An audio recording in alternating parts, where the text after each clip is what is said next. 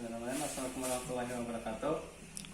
Perkenalkan, kami dari kelompok 15. Di sini saya Aris, di sini ada Vanessa, di sini ada Muhammad Fakih, dan di sini ada Nopal.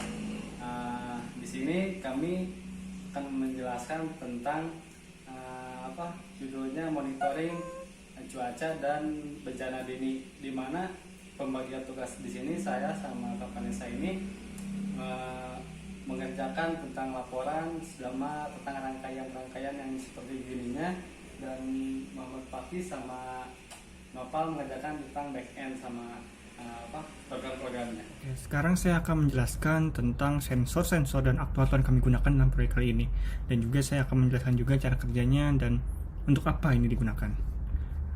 Oke, sekarang ini semua bisa dilihat di website yang sudah kami buat. Nah, di sini pertama kita menggunakan dua microcontroller, yaitu Arduino Uno dan juga ESP8266.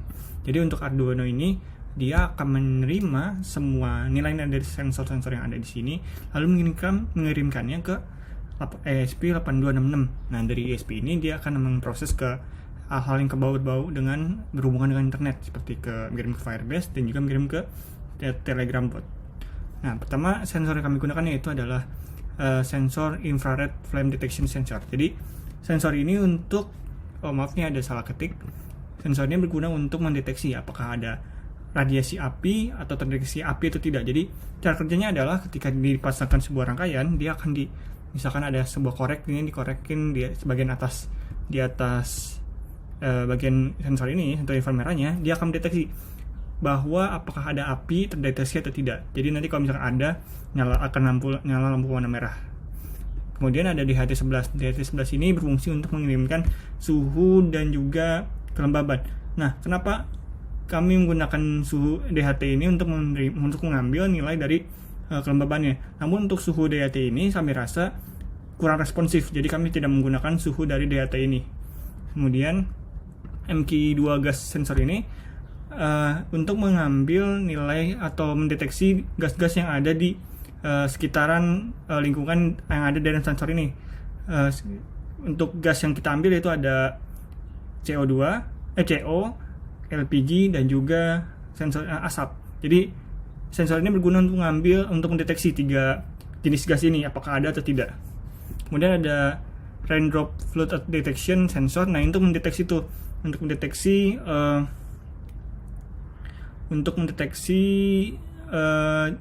hujan dan juga banjir di permukaan sensor yang ini, yang seperti lempengan ini. Nah, untuk tadi yang saya jelaskan ya, untuk MQ2 di HT11 ESP8266 ini kami sambungkan dengan aktuator RTC. Nah, RTC ini kan kita tahu dia punya dua fungsi ya, untuk mengambil waktu seperti tahun, tanggal, bulan, dan juga mengambil suhu. Nah, suhu yang kami gunakan di sini kami mengambil dari RTC. Kenapa? Karena kami rasa sensor dari RTC ini juga lebih efisien, dalam artian lebih responsif untuk menerima nilai temperaturnya. Dan juga tadi kami ingin menggunakan LCD, cuman LCD kami ternyata ada trouble, jadi tidak bisa digunakan. Jadi akhirnya kami menggunakan aktuator RTC ini. Nah, ini RTC DHT11 MQ2 dan ESP dan flame detection ini untuk membuat sistem monitoring kebakaran. Nah, kemudian untuk tadi yang rain flood detection sensor ini dan juga ultrasonic. Nah, ultrasonic ini dia digunakan untuk mendeteksi apakah seberapa besar jarak antara permukaan sensor dengan permukaan bawahnya. Nah, jadi ini untuk mendeteksi juga ketinggian air dari tanah ke sensornya. Kemudian servo. Nah, aktor servo ini untuk kita membuat sistem untuk menutup atap untuk melindungi jemuran. Apakah ketika ada hujan, deteksi hujan oleh sensor ini, maka dia akan menutup atap dengan menggunakan motor servo ini, seperti itu. Jadi untuk servo, ultrasonic dan sensor ini digunakan untuk satu kesatuan monitoring, yaitu monitoring hujan dan banjir, seperti itu. Terima kasih. Oke, di sini saya akan menjelaskan rangkaiannya. Di sini kita menggunakan sensor ultrasonic, sensor hujan, terus sensor asap, gas, sama ini MQ2. Di sini ada DHT11, di sini ada sensor api.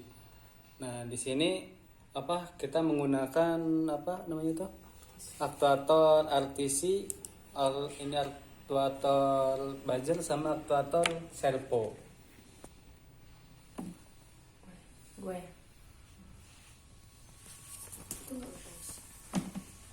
Pada rangkaian sensor ini dapat membaca 3 kondisi, diantaranya yang pertama cuaca hujan, yang kedua banjir, dan yang ketiga kebakaran. Di sini ada sensor air untuk sensor air hujan dan banjir. Terus ini ada ultrasonik, dia membaca seberapa jauh jarak dari air banjir yang datang dari ultrasonik. Lalu ini ada sensor api, gas, dan suhu untuk membaca adanya kebakaran yang terjadi. Lalu buzzer akan bunyi hanya pada 2 kondisi, yaitu jika terjadi kebakaran atau terjadi banjir. Untuk kebakaran sendiri bisa dikatakan kebakaran jika memenuhi 3 karakteristik, yaitu terpenuhinya adanya gas, LPG, CO, dan terdeteksi api. Lalu ini ada motor servo, ini diletakkan di luar pada rangkaian kami.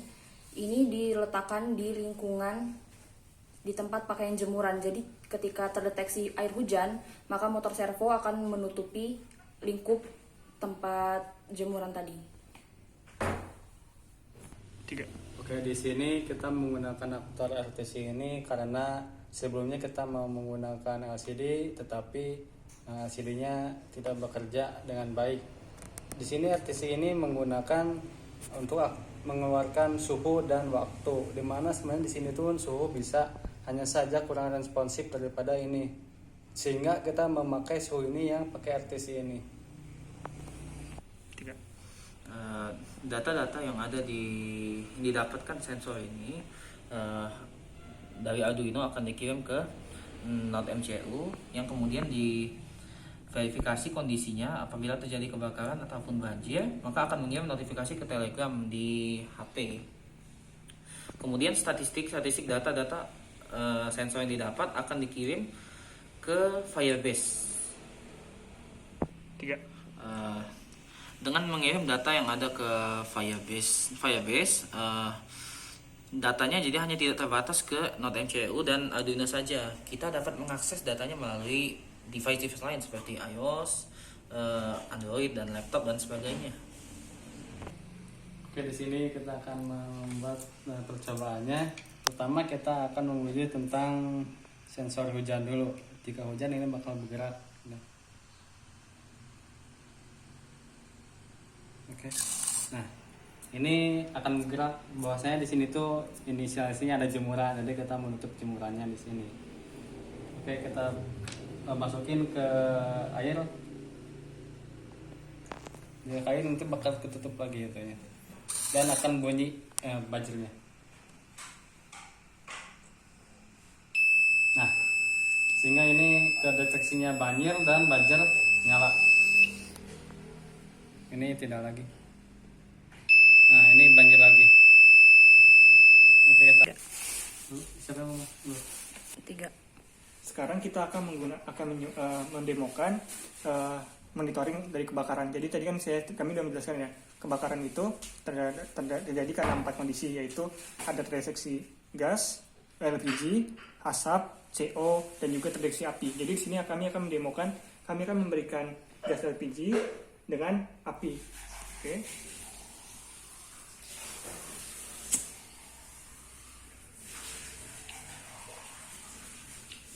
Nah, kalau terdengar jadi ada bunyi buzzer sedikit itu. Nah, di situ artinya ini terdeteksi kebakaran.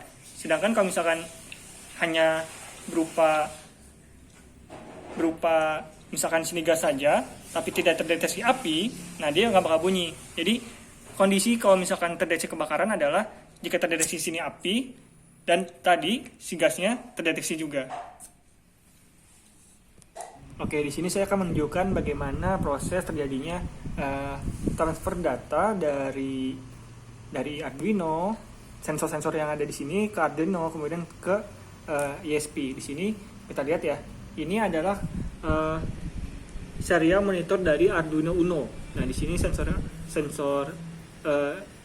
yang ada di sini saya tampilkan di serial monitor. Nah, kemudian di sini akan dikirimkan ke ISP Note MCU 8266. Nah, di sini saya coba ganti ke serial monitor untuk ISP. Oke. Nah, ini adalah serial monitor untuk ISP 8266. Nah, dari sini, informasi di sini kemudian akan dikirimkan ke database Firebase di sini. Nah, di sini akan dikirimkan nanti. Jadi seperti itu ya. Dari Arduino Uno ke Note MCU lalu ke Firebase. Nah, di situ. Ini akan dikirimkan Firebase ke sini. Lalu dari sini baru akan diproses ke datanya, bisa diambil kemanapun. Seperti itu. Terima kasih. Akan terjadinya proses pengiriman data dari sensor dan sampai Firebase. Nah, di sini kita lihat ya. Kami mengirimkan sensor gas dan api di sini. Nah, di sini dia akan mendeteksi di sini. Si kebakaran ini dia akan deteksikan di sini, terdeteksi api dan juga terdeteksi LPG dan juga asap macam, dan juga akan mengirimkan data berupa notifikasi ke Telegram. Nah, ini kita lihat di sini. Di sini ada notifikasi Telegram terjadinya kebakaran. Nah, seperti itu. Ini untuk kebakarannya.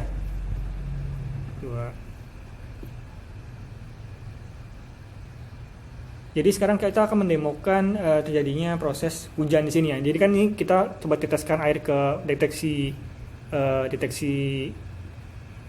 itunya hujannya, coba diteteskan. Nah, di sini dia akan deteksi kalau itu emang terjadi hujan, jadi atapnya ditutup, dan di sini si sensor rain ini dia akan berubah menjadi bukan not raining lagi tapi jadi raining di sini. Bentar prosesnya. Nah, di sini jadi raining. Di sini akan berubah menjadi hujan atau raining. Nah, di sini jadi raining. Nah, jadi si pengguna dapat melihat secara langsung melalui website tanpa harus mengecek lewat Arduino tadi atau Firebase. Sekarang kami akan mendemokan ketika terjadinya banjir. Nah, di sini coba dimasukkan ke posisi banjir sensornya. Nah, di sini dia akan mengirimkan buzzer, dan di sini dia akan mengirimkan ini flood detected ya. Dan juga di sini akan terdeteksi bahwa terjadi banjir. Jadi pengguna tahu di sini emang terjadi banjir di tempat beradanya sensor. Dan juga akan mengirimkan juga tuh ke notifikasi yang tadi kita sudah atur ke Telegram itu. Seperti itu. Itu ketika terjadinya banjir. Oke, sekarang kami akan menunjukkan juga bagaimana proses terjadinya kebakaran, dan juga kami akan menampilkan ke dalam website kami. Sekarang kita lihat sini sudah ada sensor gas, kemudian coba sekarang untuk apinya, sensor apinya. Oke, kita tunggu dulu. Nah, sebenarnya ada kesalahan teknis. Coba lagi. Nah, di situ sudah mulai terdengar bunyi buzzernya walaupun kecil. Kemudian kita tunggu dulu. Coba deketin lagi untuk apinya ke atas sensornya. Oke, sebentar. Untuk deteksi gasnya belum bekerja dengan baik.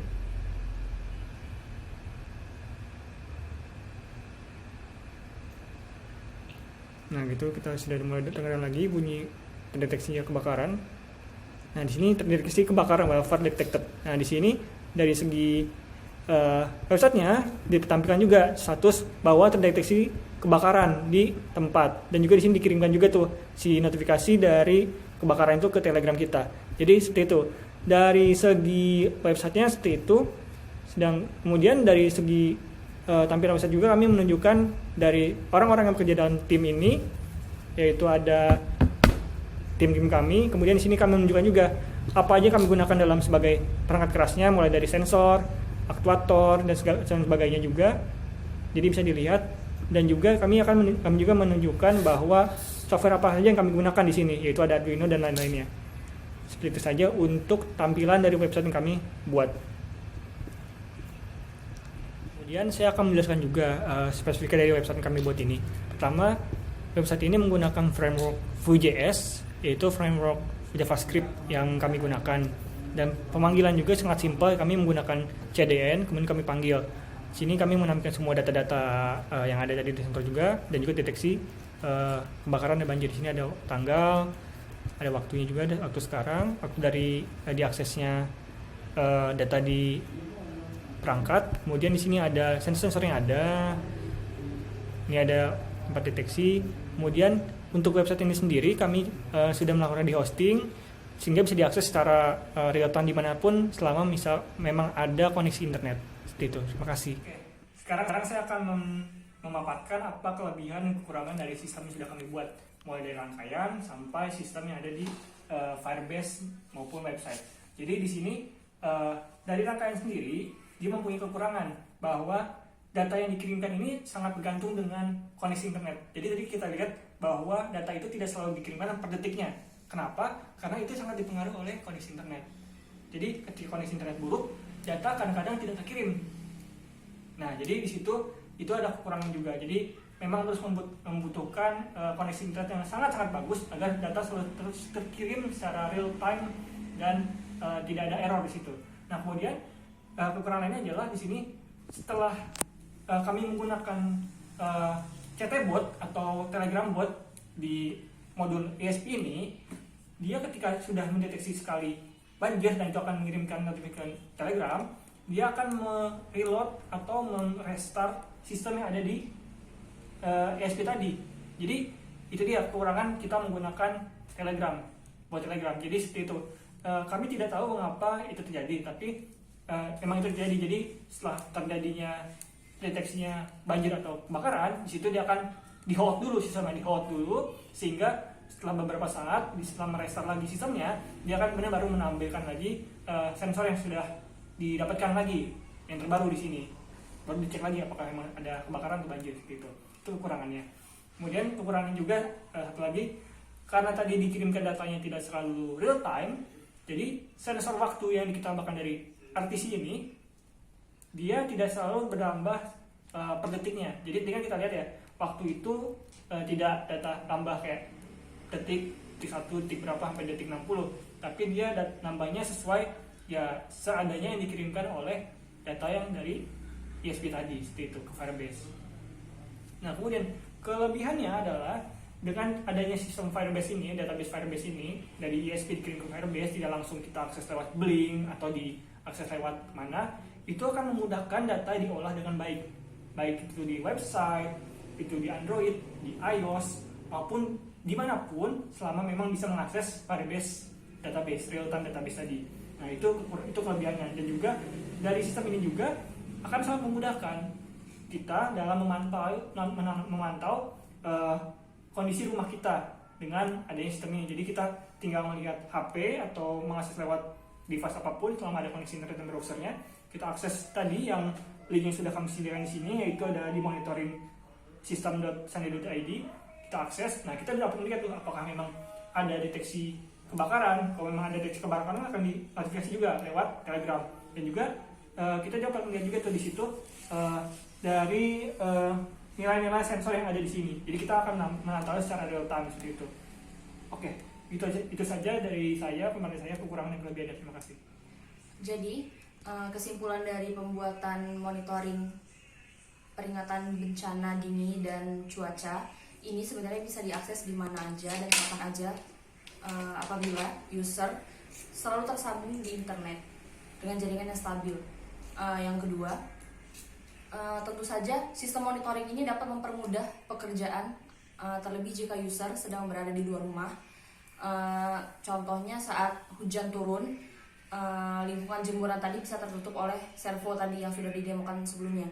Yang ketiga, mempermudah user untuk mengurangi dampak dari kerusakan bencana yang akan terjadi, karena bencana yang akan terjadi tersebut nanti akan terdeteksi lebih dini, jadi akan mengurangi kerusakan yang akan terjadi dari bencana tersebut. Sekian dari saya, terima kasih. Wassalamualaikum warahmatullahi wabarakatuh. Oke, mungkin dari kelompok kami sekian, kurang lebihnya kami mohon maaf. Kita tutup dengan Assalamualaikum warahmatullahi wabarakatuh.